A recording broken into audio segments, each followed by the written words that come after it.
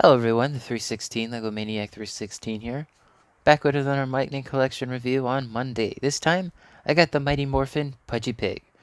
This figure was a wide retail release, not the Hasbro Pulse exclusive one. This one retailed for $31.49, at least where I got it from. Anyway, let's go ahead and take a look at our accessories. So first of all, we got, if I can get it out of his hand, we got an effect piece and a fork. It's a pretty giant fork. It's not painted, it's just silverish-ish plastic. It's more gray than silver. Not very bright. And a new effect piece, at least an effect piece I haven't seen before. You could probably use this on a hand. It's small enough that you could, make this like a lightning coming out. This wouldn't be too bad for the Psycho Rangers. Anyway, there's your fork. It's three-pronged. And you also get a knife. Pretty good knife, actually. Not sharp or anything. Doesn't hurt. He also has 4 hands, 2 of which are holding hands that I have on the figure. He also comes with a more open left hand, or rather hooved hand, if you will. And he also has a right hand that's a fist. Anyway, technically speaking, there is one more accessory. It's this part up here, but since it's part of the figure and it couldn't fit in the box if they did it, they separated it. So they actually included a new paper here. Usually they include this one with every figure, but they included this one, which has instructions included right here on how to attach his little top part of his helmet there. Pretty easy to do, but I would recommend a hairdryer on it. It took me a while to get it in. Heating it up just a little bit will do the trick. Anyway, we finally have our Pudgy Pig figure. This is one I was really anticipating. And when I found out that it was going to be a Hasbro Pulse exclusive for their PulseCon, I was bummed out. Not just because of the price. They actually increased the price from what they initially said. But because that was the only way to get Pudgy Pig. But then a couple days after PulseCon, some person just found this at a random, comic shop.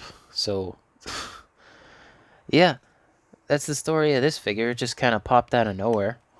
I mean, we knew the mold. They had the mold, but we didn't know that it was going to get a wide retail release. And the fact is, the PulseCon variant still hasn't come out yet. That was my Xbox. Sorry about that. Anyway, yeah, the PulseCon version hasn't come out yet, and they said it would be in stock the day of, and no one's gotten it yet, pretty much, other than in the Philippines and other countries on the west side of the world. Anyway, this is a figure I've been really anticipating. Arguably my favorite monster of the day from Mighty Morphin, if not one of my favorite monster designs just in general. It's such a unique design that it feels so gross, but at the same time, it just draws you in. The big black, soulless eyes and the giant mouth that can open pretty dang far. And there is a lot of room in there if you want to fit something. So, take the fork that's included. You can stick that in there. Obviously, it's going to stick out, but you can stick both of his utensils in there, and he holds them in there pretty well. They ain't coming out unless you open his mouth back up again. He could also fit his hand in his mouth. Now, I would put it in further, but I don't want it to get stuck in there. But you get the idea. But yeah, there's plenty of room for things. So, one of my previous reviews, Andros here. You can fit his weapon in there. You could probably fit both of his hands. You could probably fit, at least 4 helmets in there. If not 5. There's really a lot of room in there. And if you can see down in there, he's got a uvula.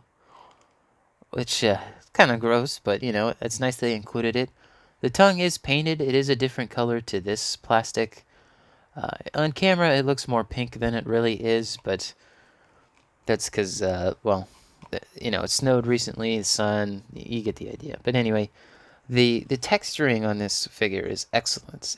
There's so many wrinkles and just bits that they really show up well. And he's not a pinless figure. He's got pins, which is interesting. He's also got the hooved feet, and he can stand on his own. But trying to put him into a deeper pose, like if you wanted to spread his legs for some reason, It can be difficult, but he can do it. So I wouldn't recommend having his utensils in his hands if you're trying to pose him like this. I haven't tried this yet, but I think he can stand on one leg. If the joints were a little tighter, I think he could do it. I'm trying to stand him on one leg. There you go. He is standing on one leg. There's nothing underneath this foot. So yeah, he's actually got pretty decent balance, and he's got big enough feet that he can hold his own weight. I will be going over articulation right now. So starting off, his mouth can open up that far, and he's got a pretty big mouth. He can really open up pretty wide, and he can close all the way down.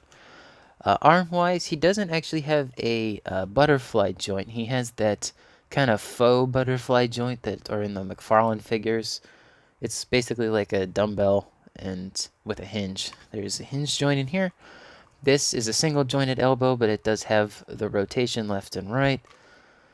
And then the hands, which you'd expect, it's got a hinge joint on it, and it can do a full 360.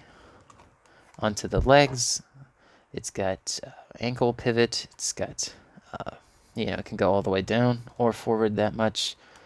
It's got double jointed knees, although mine are a little tough to try to move, but he can do it.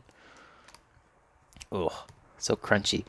He's got a thigh swivel, which he's got some thick thighs, And then he also has this piece up here that acts like a waist swivel, but it's kind of like on a ball joint, so he can pivot left or right as well. But that also does a full 360. I wouldn't try pushing it though. But yeah, that's really all the posability on him. Obviously, he doesn't have a traditional standard molding. This is all brand new molding, and we will be seeing this again with the PulseCon exclusive figure, which is, I think, the exact same. It just has like 4 or 5 accessories additionally, as well as it comes with like a cardboard lunchbox. But anyway, one little detail I love that they added, he's got his little tail. It's just funny. Anyway, let's go ahead and do some size comparisons. Let me get the box out of the way for this segment, because this is a big box. We'll be looking at the box size shortly here. Anyway, let's go ahead and get this out. Here we go. So, height-wise, he's almost 8 inches. He's just shy. Pretty tall figure. Now, I would fish out my King Shark figure, but he's kind of buried in my pile right now. You know what? I could probably try to grab him. Alright, give me a sec here. Actually, that went by a lot smoother than I thought. Anyway, here he is next to Build-A-Figure King Shark. Yeah, the height difference is funny. Obviously, the figure on the left is supposed to fit with 7-inch figures, and the one on the right is supposed to fit in with 6-inch figures. But just to get you an idea, if you collect both of these lines, or you wanted to see a bigger figure than Pudgy Pig, because Pudgy Pig is a decent size. The only other Mighty Morphin Ranger I have is my favorite Dragon Shield Black Ranger. That is a good height difference, I would say. A lot of these times they upscale the monsters a little bit. I always thought they were going to do like Lightning Collection 6-inch scale Megazords. I mean, there's still a possibility of that, but that's why I thought they were going to do it like that, so that they can make a Megazord. And, if you wanted to do a diorama of that, you could. But anyway, enough from rambling. Let's go with another Mighty Morphin villain here. If I can grab him. He's kind of stuck on something. Give me a sec here. Oh, there we go. The Tango Warrior. Now, obviously, the Tango Warrior is a lot wider. It's got a big wingspan. But he's honestly pretty close to his height. Obviously, these two never met, because that's just a foot soldier. And, Pudgy Pig is... He's a pig from the first season. I think Pudgy Pig was before they got the Green Ranger anyway. I haven't watched some of these seasons in a long time. But let's see. Let's do one more size comparison here. My previous review, In Space, Andros. So I think that gives you a good idea on just how big the figure is. He's a big boy. He fits in a decent scale with the Mighty Morphin figures. Obviously, I only have black here, but you get the idea. Alright, now let's go ahead and take a look at the box. That is something I really wanted to take a look at, because this box is huge. It took up a lot of room in my display. But here you go. Now my box is pretty banged up, unfortunately. Thanks Target. But it is a nice box. Now, unlike a lot of the Lightning Collection figures, you actually see extra of the art that Tom Whalen does in the background here. Like up here it's white, but then down here they're just like, you know what, let's make it brown. As you can see, it says Mighty Morphin Pudgy Pig, Power Rangers Lightning Collection, 4+ warning. On this side here, it's mostly empty, but it says Mighty Morphin. On the back here is the little, render. There's all your legalese on the bottom. And on the right is the lightning bolt side, and it does have a little strip of the bottom here. I may end up throwing away this box, but so far I've kept all the Lightning Collection boxes. Actually, before I forget, let me show you the scale of this box in comparison to Andros. So yeah, this thing is huge. Height-wise, it's basically the same, if not just a touch taller. Width-wise, it's like almost 2 whole widths. So yeah, this is a big box. Now, do I recommend this figure? For the price point and what you're getting, the weight of this figure, and if you like Mighty Morphin, yeah, I think this is absolutely worth the money. Do not get the PulseCon one unless you really like wasting money. You know, if you like Mighty Morphin, definitely get this. This is arguably one of the most famous monsters from the show. It's going to look nice on a shelf. It's a really good figure. It doesn't really need a wash, but it could use one because there's a lot of really well done wrinkle detail, and it would just pop if you added just like a touch of like a gray wash, so it doesn't stand out too much. But yeah, I would highly recommend this figure for the price point. It's really good. Are you guys going to pick up this figure? Let me know in the comments below. Be sure to leave a like if you like this video review. And be sure to subscribe and hit the bell icon so you're notified when more of these videos come up. Not just on Lightning Collection, but other things like food reviews, etc.